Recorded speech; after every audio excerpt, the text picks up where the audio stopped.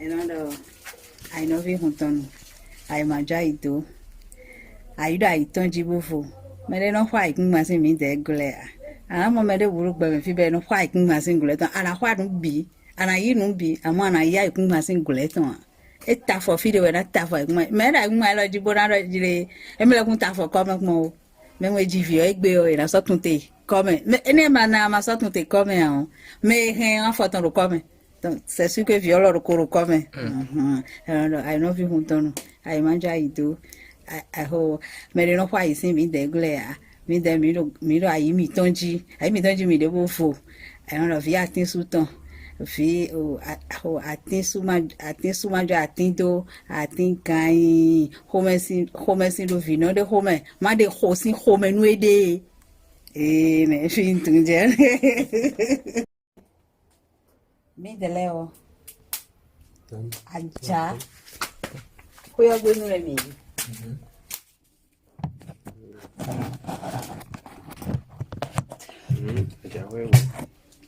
era aja foi algo no mim mas o momento então que do aja me do gleque me do sabe me do hati koji me do pau tu bem. pau fi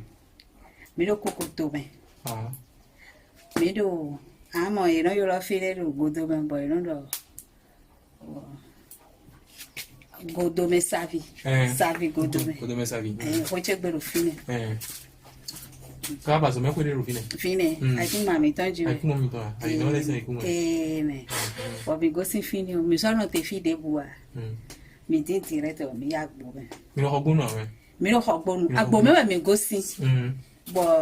en tout cas to fi sin histoire de wa kan mi no fine mi le hogbonu mi de to hogbonu yo par exemple gege mi ton do hogbonu hogbonu to le no do jire agbo me no mi wa we nu mi mo je wa mi le do fi mi da la da fi àwọn gege ton do la da fi dion e no do jire mi jo ten mi ton do wa we wọ́n jẹ́ dibla ikudron tó diyan anamo do alo me on jo anamo pharmacie o alo me amo satore ro fine ene mi de ro fine ene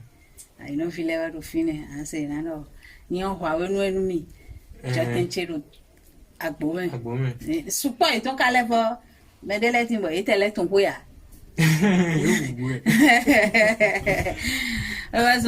Amo fida I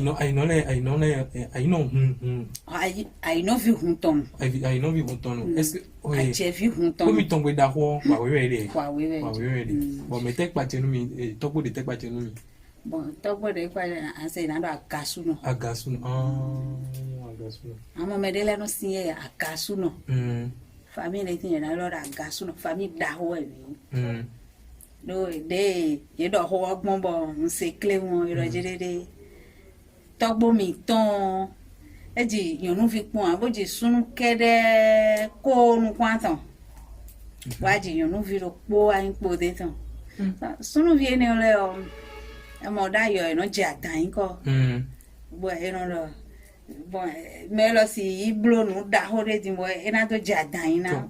ene e o zo mi wa je famille doji pere do vi sunu